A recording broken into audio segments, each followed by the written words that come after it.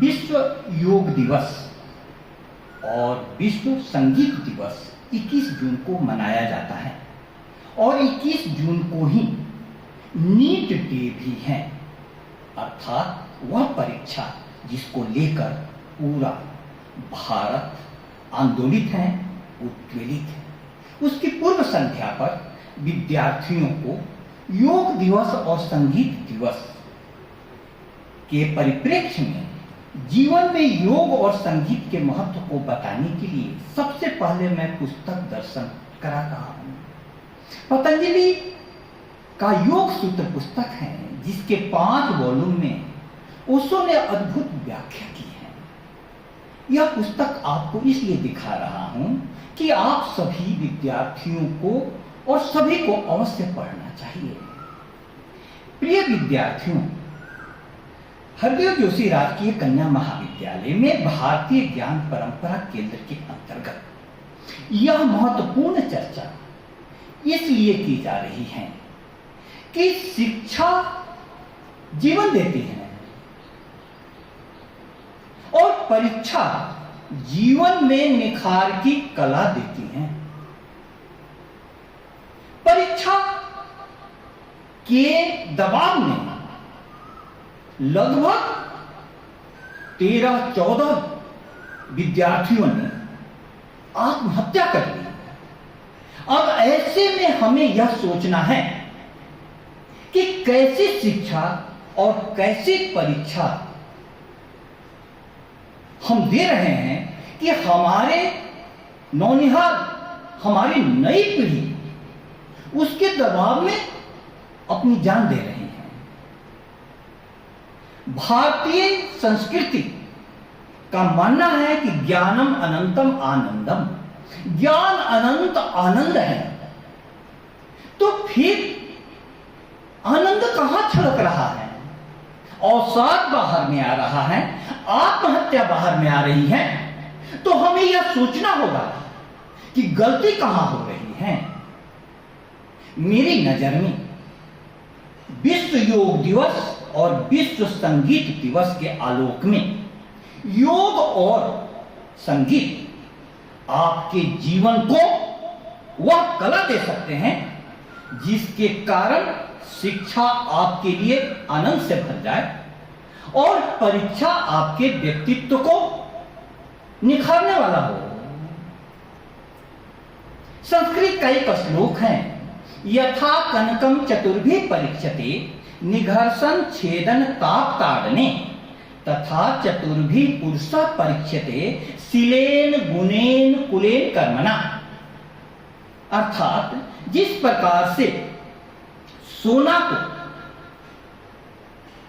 घिसकर, छेदकर, ताप देकर और पीटकर उसकी परख की जाती है, उसी प्रकार से मनुष्य के जीवन में भी उनके ज्ञानशील कुल कर्म के आधार पर परीक्षा की जाती है और उससे वे और निखरते हैं।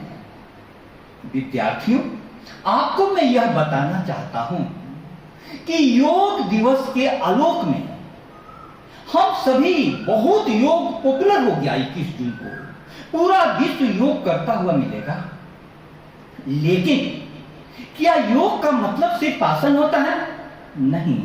आप जानिए, अष्टांग योग, योग के 8 अंग हैं।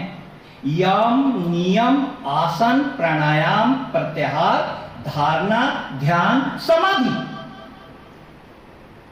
और हम आसन कर करके समझते हैं कि योग हो गया। यम और नियम के बिना आपका आसन अर्थात शरीर की स्थिर स्थिति नहीं होगी। महर्षि पतंजलि ने कहा है, योगस चित्त वृत्ति निरोधः, चित्त की वृत्तियों का निरोध ही योग है। आज योग की महिमा जाननी पड़ेगी। क्यों जाननी पड़ेगी? क्योंकि चित्त बहुत चंचल हो जाता है। मानव के व्यक्तित्व में मन जो है वह सर्वाधिक महत्वपूर्ण तत्व है और सर्वाधिक शक्तिशाली। सभी युगों की अपेक्षा जीवों में मानव को सबसे शक्तिशाली और विशेष मन दिया गया है, तो वह मन अस्थिर हो, चंचल उसका स्वभाव है। योग उन चित्त वृत्तियों का निरोध करता है। आज हो क्या रहा है, विद्यार्थी सोचते हैं कि हमारी परीक्षा कैसी होगी, परीक्षा यदि अच्छा नहीं होगा तो हमारा जीवन कैसा होगा। इन भावनाओं और इन कल्पनाओं में बहकर वे तनाव में आ जा रहे हैं। इतना नहीं, तनाव अपने ऊपर लेना है। योगा कर्मसु कौशलम, आपके लिए मैं दूसरी परिभाषा ला रहा हूं। गीता में भगवान कृष्ण ने कहा जया कि योग का अर्थ है कर्मों में कुशलता। कर्मों में कुशलता कैसे आए, इसको समझना होगा मेरे प्यारे विद्यार्थियों। आप समझो, सारे परीक्षार्थी जो 21 जून को परीक्षा देने जा रहे हैं, इस बात को समझें। कर्म में कुशलता कैसे आएगी? कर्म आपका आज हो रहा है, अभी हो रहा है, वर्तमान में, और उसका फल कब आता है, रिजल्ट कब आता है, बाद में, भविष्य में। आपका मन यदि वर्तमान में होगा तो आप अपने कर्म को उतनी ही अच्छी प्रकार से कर पाएंगे। लेकिन हो क्या रहा है, विद्यार्थी सोचने लगते हैं कि मां बाप ने इतने पैसे दिए कोचिंग में, हमने इतनी मेहनत की, पेपर लीक हो जा रहा है। ऐसी स्थिति में हमारे जीवन का क्या होगा? आप इतनी बातें क्यों सोच रहे हैं और सब कुछ अपने माथे पर क्यों ले रहे हैं? इसकी जरूरत नहीं है। क्यों? क्योंकि आपके पास सिर्फ आपका वर्तमान है। इसीलिए कृष्ण ने कहा कर्मण्येव अधिकारस्ते मा फलेषु कदाचन, कर्म में ही तेरा अधिकार है, फल में कभी नहीं। जया, इस बात को समझना, कर्म में ही तेरा अधिकार है। क्यों ऐसा क्यों कहा? विद्यार्थियों को मैं समझाना चाहता हूं क्यों ऐसा कहा। गीता का एक और महत्वपूर्ण श्लोक है, अधिष्ठानम तथा कर्ता करणम च पृथक विधम विविधा च पृथक चेष्टा दैवम चैवात्र पंचमम। फल में अनेक कारक अपनी भूमिका निभाते हैं, आपके अलावा भी। आप परीक्षा देने वाले हैं, आपका परीक्षा देना आपके बस में है, लेकिन स्थान कैसा होगा, परीक्षा वहां पर अन्य चीजें कैसी होगी, फिर आपका भाग्य कैसा होगा, बहुत सारी चीजें हैं। उन सारी बातों को आप अपने माथे पर क्यों लेते हैं? एक छोटी सी कहानी आपको सुना दूं, तब आपको समझ में आएगा। एक परीक्षार्थी परीक्षा देने जा रहा था और उसके साथ उसके बस में एक व्यक्ति चढ़ा। वो व्यक्ति अपने माथे पर साधु सा दिखता था, बड़ा बोझा रखे हुए था। विद्यार्थी ने कहा कि साधु बाबा इस बोझे को नीचे उतार दो। उन्होंने कहा कि नहीं, मैंने सिर्फ अपना टिकट लिया है, बोझे का टिकट नहीं लिया है। बोझा का भार मैं बस पर क्यों डाला? विद्यार्थी समझदार था, उसने हंसते हुए कहा, साधु बाबा आप बोझा अपने सर पर रखिए या नीचे रखिए, ढो तो बस ही रही है, आप इसका भार अपने ऊपर क्यों ले रहे हैं? तब साधु ने हंसते हुए कहा कि प्रिय परीक्षार्थी, यही तो मैं तुमको समझाने आया था। तुम सारा भार अपने ऊपर क्यों ले रहे हो? तुमको सिर्फ परीक्षा देना है, बस इतना है। कर्मण्येव अधिकारस्ते, कर्म में ही तेरा अधिकार है। मां फलेषु कदाचन, फल में कभी नहीं। देखो पेपर लीक हो गया, तुम्हारी परीक्षा रद्द हो गई, ये तुम्हारे बस की बात है? नहीं विद्यार्थियों, नहीं। उसको अपने ऊपर मत लो, उसको अपने ऊपर मत लो।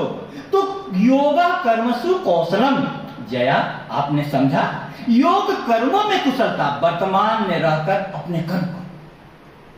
दूसरी बात, संगीत। संगीत का क्या महत्व है जीवन में? कई प्रकार के आवाजें अगल बगल गूंजती रहती हैं। आप देखते होंगे ऑर्केस्ट्रा में कितने प्रकार के वाद्य यंत्र बजाए जाते हैं। तबला भी है, बांसुरी भी है, ड्रम भी है और अनेक प्रकार के हारमोनियम भी है। सब अपना अपना राग अलापने लगे तो क्या हो जाएगा? कोलाहल। क्या हो जाएगा? कोलाहल। संगीत क्या करता है? सबको एक तानता में बांध देता है, एक तानता में। जब तब वही संगीत बन जाता है। सब अपने अपनी अपनी डफली अपना राग बजाने लगे तब कोलाहल हो जाएगा। लेकिन सब में एक सुर हो, एक तल हो, एक ताल हो, एक लय हो, तब संगीत हो जाता है। और वह संगीत हमारे दिलों को छू जाता है। वह संगीत हमारी संस्कृति कहती है कि हमारे अंदर में नाद ब्रह्म के रूप में लगातार गुंजायमान है। हम जो बाहर से संगीत सुनते हैं उससे हमारे अंदर में जो ओम की ध्वनि हो रही है, वह ध्वनि उससे संपर्क होता है, उससे परिचय होता है। तो आज की जो शिक्षा है, हमने उनको जोड़ना, समन्वय करना हमको कला नहीं आई। किसी कवि की प्यारी पंक्तियां हैं, बिखरे हुए पड़े हैं अक्षर, बिखरी हुई पड़ी हैं कड़ियां, बिखरे हुए पड़े हैं मोती, बिखरी हुई पड़ी हैं लड़ियां। कड़ियां और लड़ियां बिखरे हुए हैं, अक्षर बिखरे हुए हैं। जया तुम्हारा नाम जया है, इसको उल्टा कर देंगे तो क्या हो जाएगा? याज। याज माने क्या होता है तुमको पता ही नहीं चलेगा। तो इनको सजाना है। बिखरे हुए पड़े हैं अक्षर, बिखरी हुई पड़ी हैं कड़ियां, बिखरे हुए पड़े हैं मोती, बिखरी हुई पड़ी हैं लड़ियां। इन कड़ियों को, इन लड़ियों को कुछ भी चैन नहीं कर पाए, तुम अध्ययन नहीं कर पाए, तुम अध्ययन नहीं कर पाए। बात समझ गए? अब हमें योग और संगीत के द्वारा बिखरे हुए कड़ियों को, बिखरी हुई लड़ियों को जोड़ना है ताकि जीवन में आनंद पैदा हो सके। आप देखो, योगियों ने और संगीत प्रेमियों ने पर्वतों की गुफाओं में, पहाड़ की कंदराओं में और एकांत में उनसे आनंद झरे, गीत फूटे। आज स्थिति हो गई है कि सारी सुख सुविधाएं विद्यार्थियों को दी जा रही है, फिर भी अवसाद और आत्महत्या, और सुप्रीम कोर्ट ने शिक्षा संस्थानों को अवसाद और आत्महत्या पर विशेष कार्य योजना बनाने के लिए शिक्षा संस्थानों को कहा है। तो हमने आपको समझाया कि योग का अर्थ है आप अकेले नहीं हो, आपकी आत्मा है। और यह किसकी अंश है? परमात्मा की। परमात्मा पर भरोसा रखो, अपने आप पर भरोसा रखो, फिर परमात्मा पर भरोसा रखो। आपके जीवन में तनाव नहीं आएगा। और दूसरी बात कि कई दिशाओं में तुम्हारा ध्यान भटक रहा है। पेपर लीक करने वाले पेपर लीक कर रहे हैं, पेपर खरीदने वाले और पेपर बेचने वाले दोनों मिल रहे हैं। उन पर अपना ध्यान मत दो। चारों तरफ देखने की जरूरत नहीं है। तुमने देखा दाएं बाएं, तुमने ऊपर नीचे देखा, आंखें फाड़ निहारा तुमने, तुमने आंखें नीचे देखा, किंतु किसी भी ओर कभी भी स्थिर नयन नहीं कर पाए। तुम अध्ययन नहीं कर पाए, तुम अध्ययन नहीं कर पाए। बेटा, अध्ययन का मतलब होता है सारी चित्त की वृत्तियों का निरोध कर करके अपने विषय में लीन हो जाना। इसको योग कहते हैं, इसको योग कहते हैं। और संगीत तुम्हारे जीवन में कब आएगा? हाँ, तो जो बिखरी हुई कड़ियां हैं, जो बिखरी हुई लड़ियां हैं, उनको एक सूत्र में बांधो। बिखरे हुए पड़े हैं अक्षर, बिखरी हुई पड़ी है कड़ियां, बिखरे हुए पड़े हैं मोती, बिखरी हुई पड़ी हैं लड़ियां। इन कड़ियों को, इन लड़ियों का कुछ भी चयन नहीं कर पाए, तुम अध्ययन नहीं कर पाए, तुम अध्ययन नहीं कर पाए। आज जीवन में इतना तनाव क्यों बढ़ता जा रहा है? इसलिए बढ़ता जा रहा है कि मन की चंचलता को हम समझ नहीं पा रहे हैं। तो यह विश्व योग दिवस और विश्व संगीत दिवस आपके नीट डे को, जो 21 जून को हो रहा है, इसको सार्थक बनाएगा। आप सभी को बहुत बहुत शुभकामना। और जया, आपका कोई प्रश्न है इस संबंध में? आपने ध्यान से सुना, हम सभी ने चर्चा की, इसलिए एक बात, जो कुछ मैंने कहा विश्व योग दिवस और विश्व संगीत दिवस के आलोक में आप अपने दिलो दिमाग में बिठाइएगा। और विश्व योग दिवस, विश्व संगीत दिवस के साथ मैं नीट परीक्षा देने वाले परीक्षार्थियों को शुभकामना देते हुए अपनी वाणी को विराम देता हूं।